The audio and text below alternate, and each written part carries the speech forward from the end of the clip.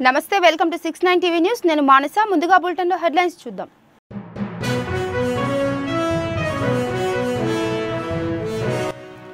నిందితుడు బహిరంగంగా కులం పేరుతో దూషించి ఉండాలి ఎస్సీ ఎస్టీ అట్రాసిటీ కేసులో సుప్రీం కోర్టు కీలక వ్యాఖ్యలు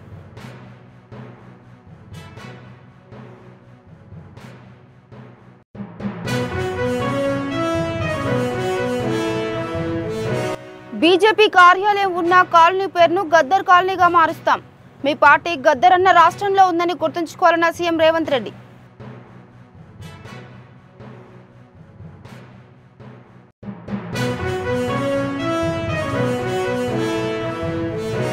ఈ నెల 7 లోపు ఎస్సీ వర్గీకరణపై ప్రభుత్వం స్పష్టతనివ్వాలి సీఎం రేవంత్ రెడ్డికి అల్టిమేటం జారీ చేసిన మందకృష్ణ మాదిగ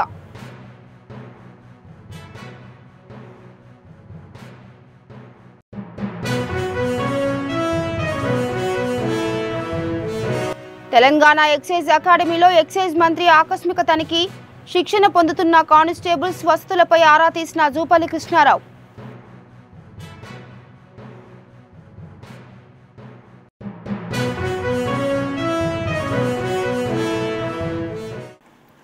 ఇక డీటెయిల్స్కి వెళ్తే ఎస్సీ ఎస్టీ అట్రాసిటీ కేసులో సుప్రీంకోర్టు కీలక వ్యాఖ్యలు చేసింది కులం పేరుతో దూషించాడని నిరూపించేందుకు నిందితుడు బహిరంగంగా కులం పేరుతో దూషించి ఉండాలని స్పష్టం చేస్తూ దీనికి సంబంధించి నమోదైన కేసును కొట్టివేసింది 1989లోని సెక్షన్ 3(1)(r) కింద నేరం రుజువు కావాలంటే ఎస్సీ ఎస్టీ వర్గానికి చెందిన వ్యక్తిని నిందితుడు ఉద్దేశపూర్వకంగా ప్రజా సమక్షంలో బహిరంగంగా అవమానించినట్టు కానీ బెదిరించినట్టు కానీ నిరూపించాల్సి ఉంటుందని అత్యున్నత న్యాయస్థానం స్పష్టం చేసింది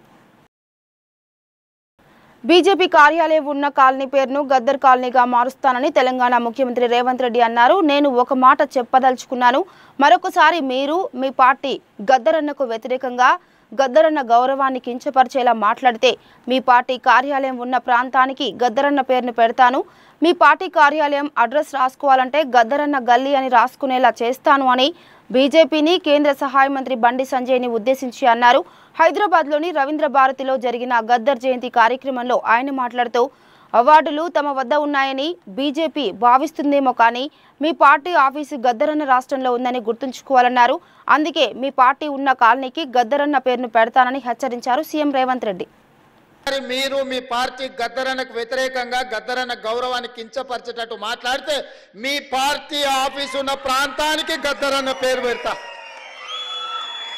నీ పార్టీ కార్యాలయం అడ్రస్ రాసుకోవాలంటే గద్దరన్న గల్లీ అని రాసుకునేటట్టు చేస్తా బిడ్డ మిమ్మల్ని మీరు అనుకోవచ్చు ఏం చేస్తాడు ముఖ్యమంత్రి అవార్డులు మా దగ్గర ఉన్నాయి కదా పద్మభూషణ్ పద్మశ్రీ ఇచ్చేది మేం కదా అనుకుంటున్నావు కానీ నీ పార్టీ ఆఫీసు గద్దరన్న రాష్ట్రంలో ఉంది ఆ సంగతి మర్చిపోవద్దు నీ పార్టీ ఆఫీసు ఉన్న ప్రాంతానికి ఆ కాలనీకే గద్దరన్న పేరు పెడితే అప్పుడు ఎవరు పేరు రాసుకుంటావు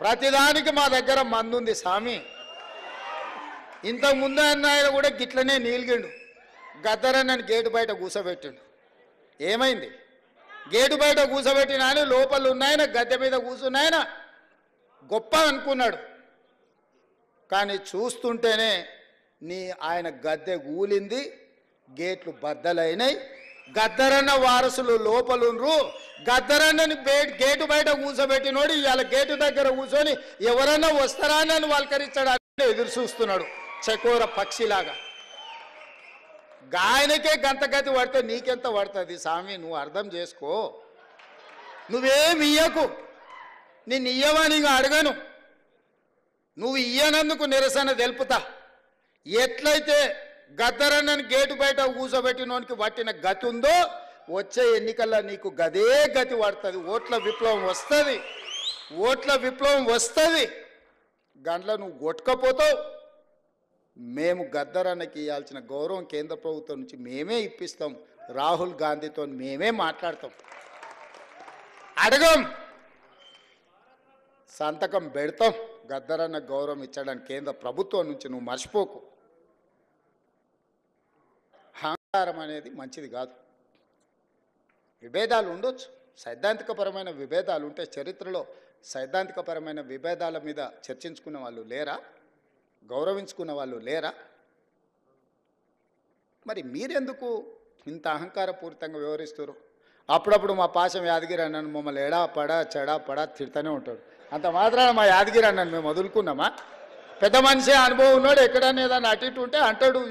ఆయన చెప్పిన దాంట్లో ఏమన్నా సూక్ష్మం ఉంటే అర్థం చేసుకుని సర్దిద్దుకోవాలని సర్దిద్దుకునే ప్రయత్నం చేస్తున్నాను తప్ప యాదగిరి అన్నది ఇచ్చిండని చెప్పి మన తెలంగాణ పోరాటం గురించి 9 మంది గొప్ప వ్యక్తుల్ని రాష్ట్ర ప్రభుత్వం గుర్తించి గౌరవించుకుంటాం అన్నప్పుడు పాశం యాదగిరి అన్న పేరు ఆయన అడిగిండా? అడగలేదే. మా ప్రభుత్వము 9 మంది గొప్ప వ్యక్తులను తీసుకున్నాడు, వారిని కూడా అందులో చేర్చినాము. గోరెటి వెంకన్నను కూడా అందులో చేర్చినాము, జయరాజును కూడా చేసినాము, బండి యాదగిరిని చేసినాము. ఇట్లాంటి కుటుంబాలను, గద్దరన్న కుటుంబాలను ఈరోజు గుర్తించినాము. సో ఇట్లా ఈరోజు ప్రభుత్వం అనేది నిరంతర ప్రక్రియ. తెలంగాణ ముఖ్యమంత్రి రేవంత్ రెడ్డి నేతృత్వంలోని ప్రభుత్వానికి ఎంఆర్పీఎస్ వ్యవస్థాపక అధ్యక్షుడు మందకృష్ణ మాదిగ వర్గీకరణ అంశంపై అల్టిమేటం జారీ చేశారు. హైదరాబాద్లో నిర్వహించనున్న 1,00,000 డప్పులు వేల గొంతుల సన్నాహక సమావేశం సూర్యాపేట జిల్లా కేంద్రంలోని సుమంగళి ఫంక్షన్ హాల్లో శుక్రవారం జరిగింది. ఈ సమావేశంలో మందకృష్ణ మాదిగ మాట్లాడుతూ కాంగ్రెస్ ప్రభుత్వంపై తమ పోరాటం మొదలవుతుందని అన్నారు. రేవంత్ రెడ్డి ప్రభుత్వం హామీపై కట్టుబడి ఉంటే ఈ నెల 7వ తేదీలోగా ఎస్సీ ఏబీసీడీ వర్గీకరణపై నిర్ణయం తీసుకోవాలని డిమాండ్ చేశారు. 7వ తేదీలోపు ఎస్సీ వర్గీకరణ చేపట్టకపోతే మాదిగల సునామీ హైదరాబాద్ను తాకుతుందని, ఈ సునామీలో ఎవరైనా కొట్టుకుపోక తప్పదని మందకృష్ణ మాదిగ హెచ్చరించారు. ఇక రంగారెడ్డి జిల్లా హిమాయత్ సాగర్లోని తెలంగాణ ఎక్సైజ్ అకాడమీలో ఎక్సైజ్ టూరిజం శాఖ మంత్రి జూపల్లి కృష్ణారావు ఆకస్మిక తనిఖీ చేశారు. అకాడమీలో సౌకర్యాలపై ఆరా తీసిన మంత్రి శిక్షణ పొందుతున్న ట్రైనీ ఎక్సైజ్ కానిస్టేబుళ్లతో సమావేశమయ్యారు. ట్రైనింగ్లో కానిస్టేబుల్కు చెబుతున్న పాఠాల విషయంలో ట్రైనర్స్తో చర్చ జరిపారు. హాస్టల్ గదులతో పాటు భోజన నాణ్యతను పరిశీలించారు. మంత్రి జూపల్లి పదవి చేపట్టాక మొదటిసారిగా ఎక్సైజ్ అకాడమీని సందర్శించారు.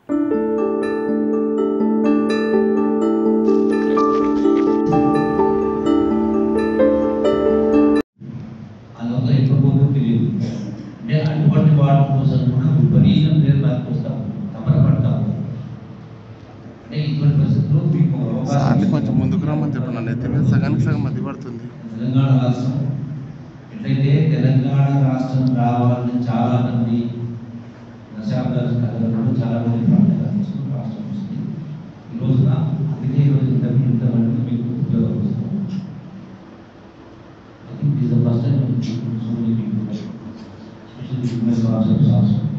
సో ఈ అవకాశాన్ని సద్వినియోగం చేసుకొని కమిట్మెంట్ తోటి నేర్చుకొని ప్రతి నేర్చుకుంటే తెలుసుకోండి. జీవితంలో అంతిమంగా మీ వర్క్ బట్టి భవిష్యత్తులో కాన్స్టేబుల్ పరిమితం కాదు, ప్రమోషన్స్ కూడా వస్తూ ఉంటాయి. దీంతో పాటు సబ్మిట్ నేర్చుకోవడానికి ఆధారం వర్క్ బై కోర్స్ కాదు. కాబట్టి గుడ్ అపార్చునిటీగా and I wish you all the best. Same time ఇక్కడ మనకు గ్రౌండ్లో train to provide few more facilities, అంటే ట్రైనింగ్ సంబంధించి కానీ, రిజర్వీ సంబంధించి కానీ, అండ్ స్పోర్ట్స్ సంబంధించి కానీ, that cost much create those facilities. వాళ్ళు అడిగేసి సమ్ ప్రిపరేషన్స్ ఇంతమంది అందరూ మాట్లాడుకోండి, అందరూ కలిసి మాట్లాడుకొని give some preparation. Okay, I'm so happy to see you all.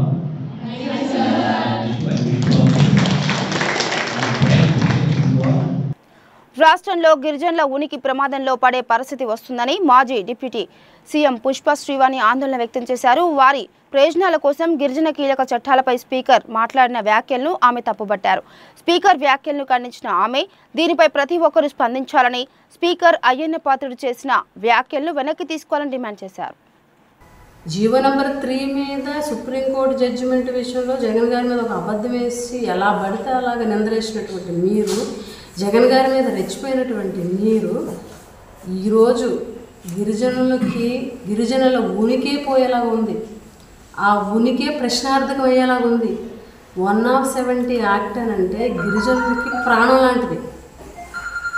మన ఉనికి పోయేటువంటి పరిస్థితి ఇప్పుడు కనిపిస్తుంది. టూరిజం పేరు చెప్పి ఎవరెవరికో టెండర్లు ఇవ్వడం కోసం, ఎవరెవరికో ప్రాజెక్టులు ఇవ్వడం కోసం, ఎవరెవరో డెవలప్మెంట్ అవ్వడం కోసం గిరిజనులకు సంబంధించినటువంటి, గిరిజనులకి గుండెగా అయినటువంటి 170 యాక్టులో మార్పులు చేయాల్సి వస్తుందేమో అని చెప్పి ఒక స్పీకర్ గారు మాట్లాడడం నిజంగా చాలా దురదృష్టకరము.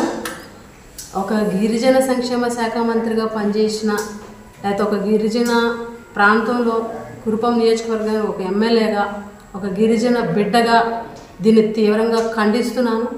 ప్రతి ఒక్కరు కూడా ఈరోజు ఈ వ్యాఖ్యలను తీవ్రంగా ఖండించాల్సినటువంటి అవసరం ఉంది. ఎందుకనంటే మన ఉనికి ప్రశ్నార్థకం అయ్యేటువంటి పరిస్థితి కనిపిస్తుంది. కాబట్టి ఖచ్చితంగా ఈ వ్యాఖ్యలను అయ్యన్న పాత్రుడు గారు వెనక్కి తీసుకోవాలని, అలాగే క్షమాపణ కూడా చెప్పాలని, బహిరంగ క్షమాపణ చెప్పాలని, ఈ వ్యాఖ్యలను వెనక్కి తీసుకోవాలని, ఇంకొకసారి 170 యాక్ట్ విషయంలో ఎటువంటి వ్యాఖ్యలు కూడా చేసినా కూడా చూస్తూ ఊరుకోమని కూడా ఈ సందర్భంగా హెచ్చరిస్తున్నామని కూడా తెలియజేస్తుంది.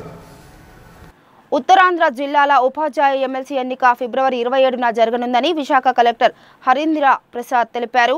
డీసీపీ అజిత, జీఆర్ఓ భవానీ శంకర్లతో కలిసి కలెక్టరేట్లో మీడియా సమావేశం ఏర్పాటు చేశారు. ఫిబ్రవరి 3న ఎన్నిక నోటిఫికేషన్ జారీ చేసి అదే రోజు నుంచి ఫిబ్రవరి 10 వరకు నామపత్రాలు స్వీకరిస్తామన్నారు.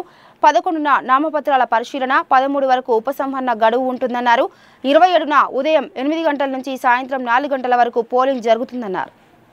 శ్రీకాకుళం, విజయనగరం, విశాఖపట్నం ఉమ్మడి జిల్లాలో సంబంధించిన టీచర్స్ ఎమ్మెల్సీ ఎన్నికల ప్రకటన నిన్న ఎలక్షన్ కమిషన్ ఆఫ్ ఇండియా వారు వెల్లడించడం జరిగింది. సో ఈ ఎన్నికల సంబంధించిన మోడల్ కోడ్ ఆఫ్ కాండక్ట్ అనేది నిన్నటి నుంచి అమల్లోకి వచ్చింది. మళ్ళీ కౌంటింగ్ ప్రక్రియ పూర్తి అయ్యాక ఈ మోడల్ కోడ్ ఆఫ్ కాండక్ట్ అనేది ఎలక్షన్ కమిషన్ వారు వెనక తీసుకోవడం జరుగుతుంది. అప్పుడు దాకా ఈ మోడల్ కోడ్ ఆఫ్ కాండక్ట్ అనేది అమల్లో ఉంటుంది. మామూలు ఎన్నికలు అంటే ఎమ్మెల్యే ఎన్నికల్లో ఏ విధంగా మనము ఈ మోడల్ కోడ్ నిర్వహిస్తామో ఎమ్మెల్సీ ఎన్నికల్లో కూడా సేమ్ విధి విధానాలు మనము పాటించాల్సిన అవసరం ఉంది. సో ఈ ఎలక్షన్ సంబంధించిన ఎన్నికలు ఆల్రెడీ అమల్లో ఉంది కాబట్టి దీనికి సంబంధించిన చర్యలన్నీ కూడా అధికార యంత్రాంగం చేపట్టడం మొదలైంది. సో ఈ రోజు నుంచి పూర్తి స్థాయిలో ఈ ఎంసీసీ ఇంప్లిమెంటేషన్ అనేది జరుగుతుంది. ప్రభుత్వ కార్యాలయంలో మరియు పబ్లిక్ ప్లేసెస్లో కూడా ఈ డీఫేస్మెంట్ ఆఫ్ పబ్లిక్ ప్రాపర్టీ లేకుండా, హోర్డింగ్స్, బ్యానర్స్ లేకుండా రాబోయే 24 గంటల్లో అవన్నీ కూడా తొలగించడం జరుగుతుంది. ఈ election schedule election commission of India వారు వెల్లడించిన షెడ్యూల్ చూస్తే 3వ ఫిబ్రవరి 3rd ఫిబ్రవరి 2025 ఈ ఎన్నికలకు సంబంధించిన నోటిఫికేషన్ ఇవ్వడం జరుగుతుంది. ఎలక్షన్ నోటిఫికేషన్ ఇవ్వడం జరుగుతుంది.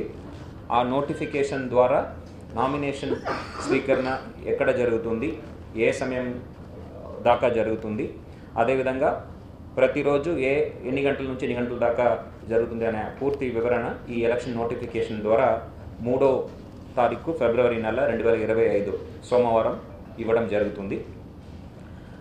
ఈ ఎలక్షన్ అనౌన్స్మెంట్లో రెండో అంశం ఏంటంటే last day of making nomination ప్రక్రియ 10వ తారీఖు 10th ఫిబ్రవరి 2025 పూర్తి అవుతుంది. 2025 10వ తారీఖు ఫిబ్రవరి నెల 3 గంటల దాకా నామినేషన్ స్వీకరణ జరుగుతుంది.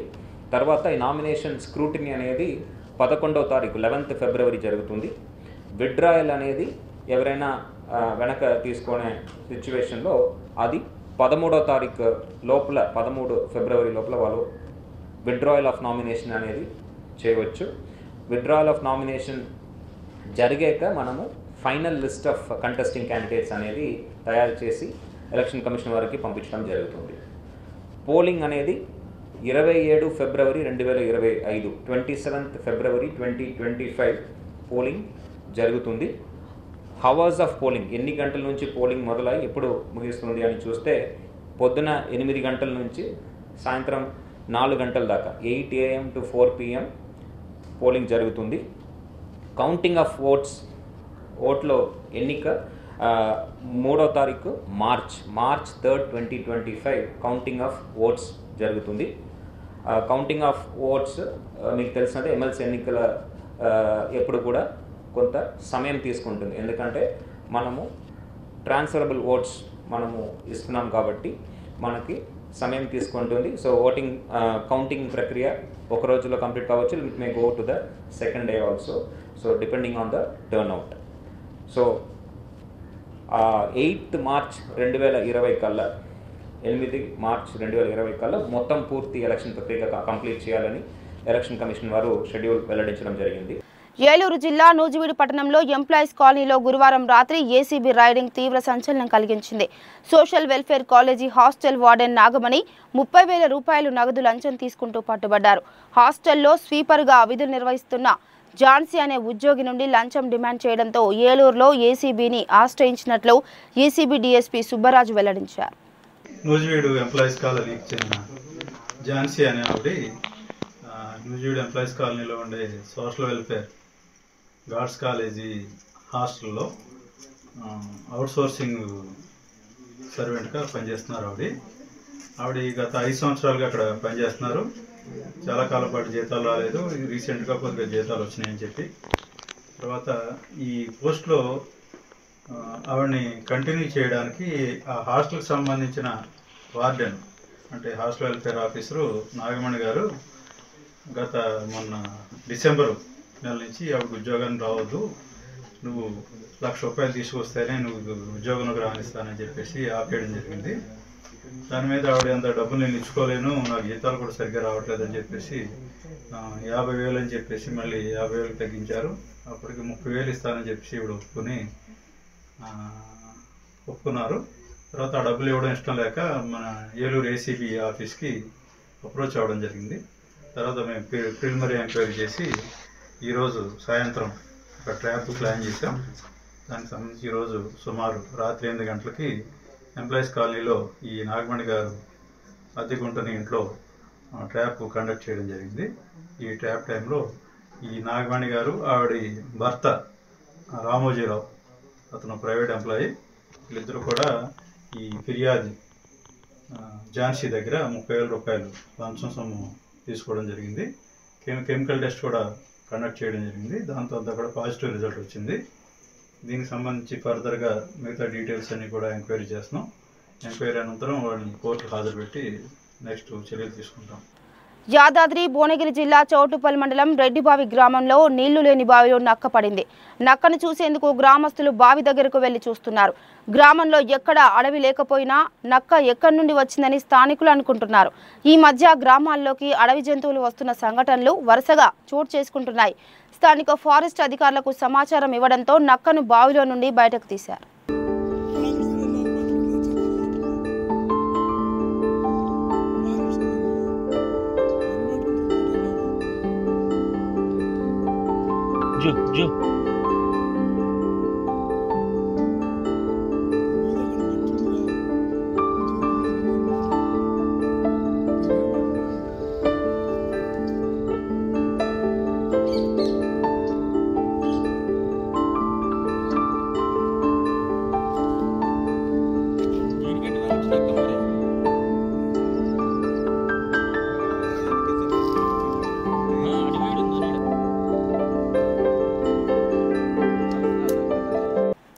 హైదరాబాద్ మహానగరంలో వరుస దారుణ ఘటనలు చోటు చేసుకుంటున్నాయి.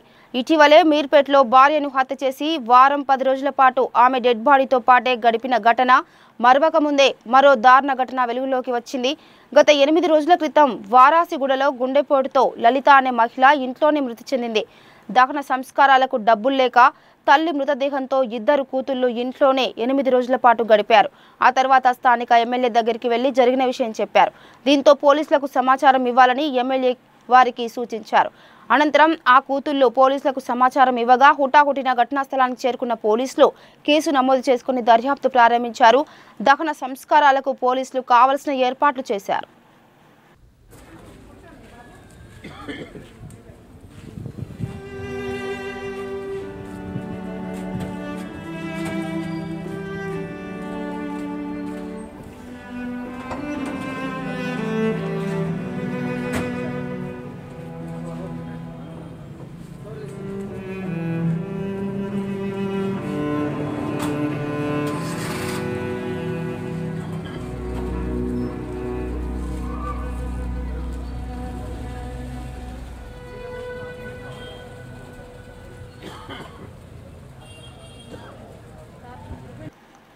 హైదరాబాద్ రాజేంద్ర నగర్లో వీధి కుక్కలు స్వైర విహారం చేస్తున్నాయి.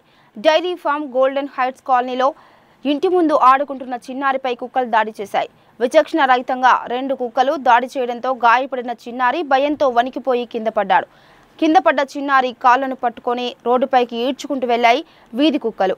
చిన్నారి అరుపులు విని వచ్చిన తల్లి కుక్కలను తరిమికొట్టి హుటాహుటిన ఆసుపత్రికి తరలించడంతో ప్రమాదం తప్పింది. జీహెచ్ఎంసీ అధికారులు వెంటనే స్పందించి వీధి కుక్కల బారి నుంచి కాపాడాలని రాజేంద్ర నగర్ వాసులు కోరుతున్నారు.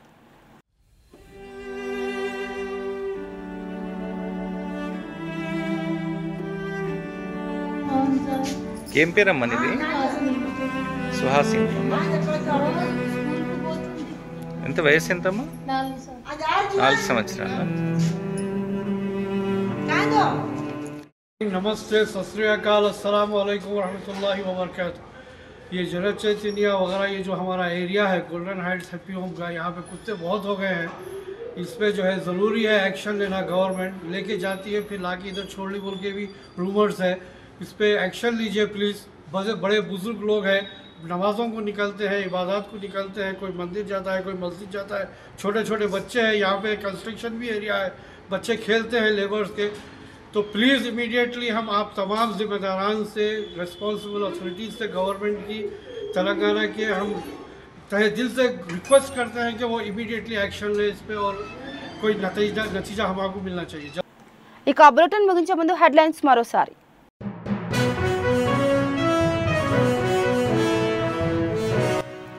నిందితుడు బహిరంగంగా కులం పేరుతో దూషించి ఉండాలి. ఎస్సీ ఎస్టీ అట్రాసిటీ కేసులో సుప్రీంకోర్టు కీలక వ్యాఖ్యలు.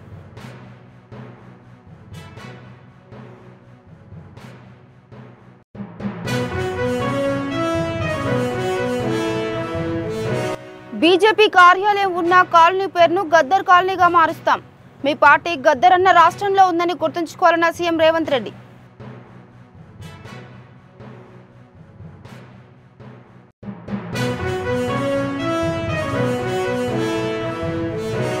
ఈ నెల 7 లోపు ఎస్సీ వర్గీకరణపై ప్రభుత్వం స్పష్టతనివ్వాలి. సీఎం రేవంత్ రెడ్డికి అల్టిమేటం జారీ చేసిన మందకృష్ణ మాదిగ.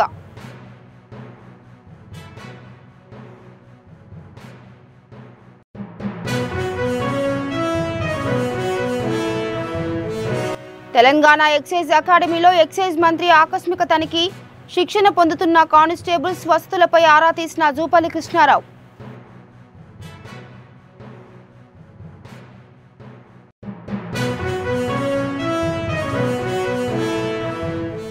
ఇవి బులెటిన్ అప్డేట్స్. మరో బులెటిన్తో మళ్ళీ కలుద్దాం. అంతవరకు చూస్తూనే ఉండండి 69 టీవీ న్యూస్. నమస్తే.